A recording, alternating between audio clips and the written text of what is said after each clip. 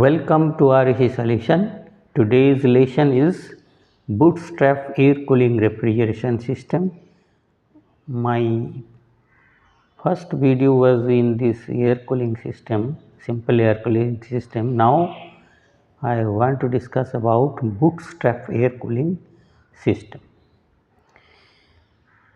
So we know that the mechanical refrigeration system, very much aware about it in the air conditioning, but it is not suitable for aircraft air conditioning. तो हम लोग mechanical refrigeration system को use करके जो vapour compression है उसमें हमारा refrigeration लेते हैं एयर कंडीशन के लिए, एयरक्राफ्ट के लिए वो सूटेबल नहीं है। इवन दो हम लोगों का जो सरफेस है प्लेन का वो बहुत गर्म हो जाता फ्रिक्शन के वजह से, जिसके वजह से हमको कैबिनेट के अंदर कूलिंग का ज़रूरत है। Due to friction air moves in the air at high speed, the plane surface will be hot, due to cabinet also will be heated. For this reason, the air temperature inside the flight cabinet will be high, जिसके वजह से high हो सकता। तो हमारा जो temperature engine से निकालता है, जब टरबाइन घूमता है हमारा प्लेन का, उससे 400 डिग्री फ़ारेनहाइट उसका टेम्परेचर होता, उसका प्रेशर होता 70 psi जी। The temperature of the air coming out of the engine turbine is about 400 Fahrenheit and pressure of the same air 70 psi. ये जो साइकिल है, this cycle in the simple air refrigeration cycle we have seen one heat exchanger and one main compressor. तो हमारा जो first air refrigeration, ये simple air refrigeration system था, उसमें क्या है सिस्टम में एक कंप्रेसर एक हीट एक्सचेंजर था। बट यहाँ पे क्या है, दो कंप्रेसर है, मेन कंप्रेसर है, ये सेकंड कंप्रेसर है, एक टरबाइन है, ये यहाँ पे और एक टरबाइन है, तो दो सब है, डबल है।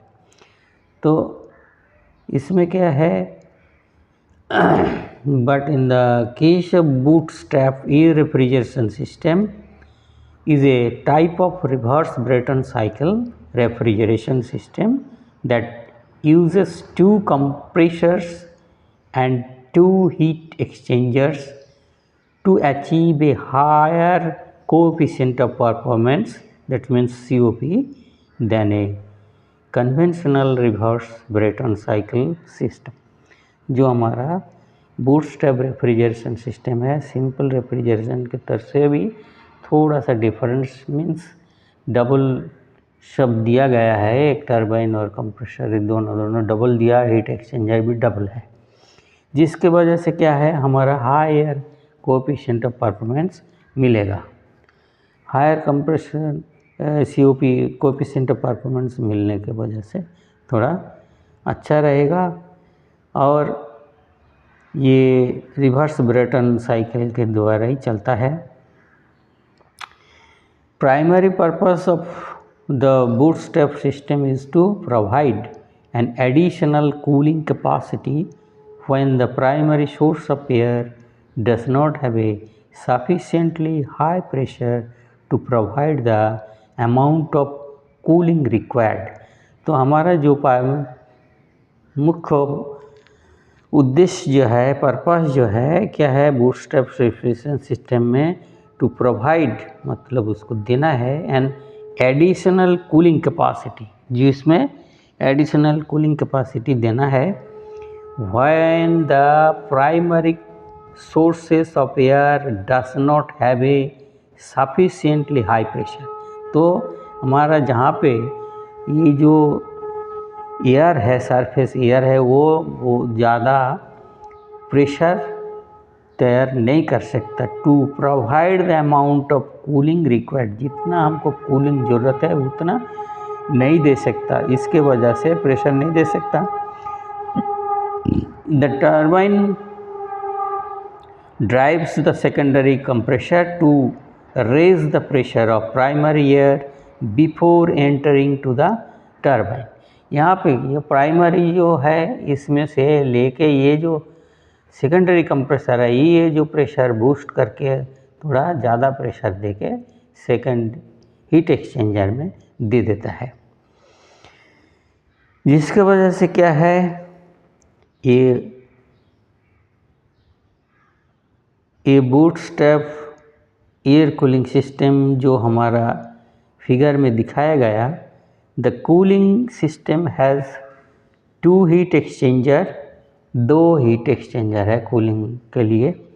और क्या है वो पहले था एक, इसमें एडिशन किया 2 और एक सिंपल में जो था एक, and a cooling turbine drives secondary compressor addition in this system, जिसमें पहले एक ही था टर्बाइन वो इसमें से इसमें क्या और एक्स्ट्रा दे दिया जिसमें ये बूस्ट करके हमारे को देता केबिन में।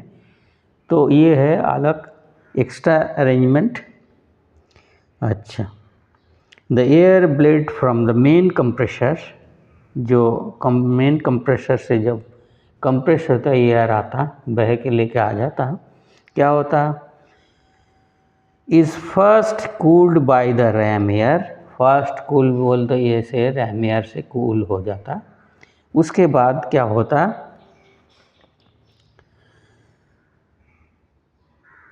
In the first heat exchanger, first heat exchanger में फर्स्ट हीट एक्सचेंजर जो है इसमें फर्स्ट रैम एयर से ठंडा हो जाता।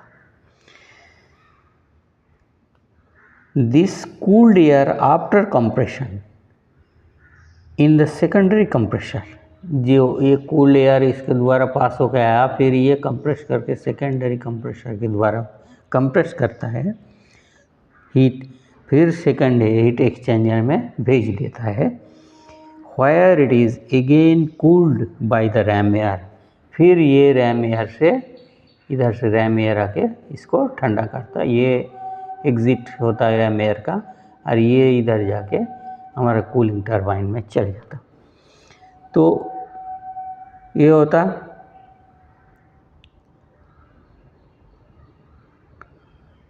This type of cooling system is mostly use in transport type aircraft, जो हमारा ट्रांसपोर्ट टाइप एयरक्राफ्ट के लिए ये ज़्यादा फ़ायदेमंद है, इसी में ज़्यादा इस्तेमाल होता। तो मेन जो हमारा रेफ्रिजरेशन है वो पहले था सिंगल हीट एक्सचेंजर, इसमें डबल किया गया। यहाँ पे एक टरबाइन था, वहाँ पे दो टरबाइन कर दिया, एक इधर में एक्स्ट्रा कंप्रेसर दिया जो इसका फर्स्ट इनिशियली जो रैम एयर से ठंडा होता कंप्रेस्ड एयर से, उसको हम फिर अगेन ये कंप्रेस करके हाई प्रेशर से इसका फिर रैम एयर के द्वारा ठंड करके फिर कैबिनेट में ठंडा एयर छोड़ देता। तो जिसके वजह से हमको cooling in comparative to the simple air refrigeration cycle के द्वारा ये थोड़ा सा ज़्यादा इसको कूलिंग मिलेगा। तो ये है हमारा बूटस्ट्रैप एयर कूलिंग सिस्टम, जो हमारा बहुत ही इम्पोर्टेंट है, बहुत ज़्यादा ठंडा मिल सकता। और एडवांटेज तो सेम ही है जैसे हमारा फर्स्ट में सिंपल एयर कूलिंग सिस्टम में बोला था, वही सेम है। ये आर इजीली अवेलेबल और it is cheap compare to the other refrigerant, जितना रेफ्रिजरेंट है वो से ये रेफ्रिजरेंट इजीली अवेलेबल होता और सस्ता भी होता। Due to air is non flammable there is no danger of fire, इसमें फायर का कोई ज़रूरत नहीं, फायर लगने का चांसेस कम रहता क्योंकि ये एयर तो नॉन फ्लेमेबल है, जलनशील नहीं होने के कारण। और एयर का रेफ्रिजरेशन का वजन बहुत कम है क्योंकि the weight of air refrigeration system is quite low, इसका बहुत ही कम वजन है, एयर तो बहुत ही हल्का है। Space volume required per ton to set the plant is less compared with other system.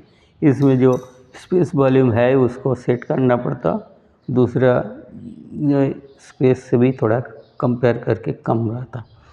Disadvantage वही है, COP थोड़ा अदर रेफ्रिजरेशन साइकिल से कम है, और क्या है, रनिंग कॉस्ट इसके ज़्यादा है।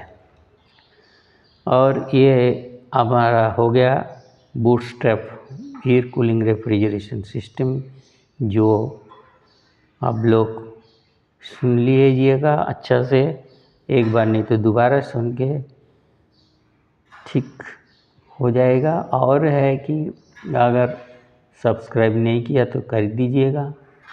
Thank you for watching this video.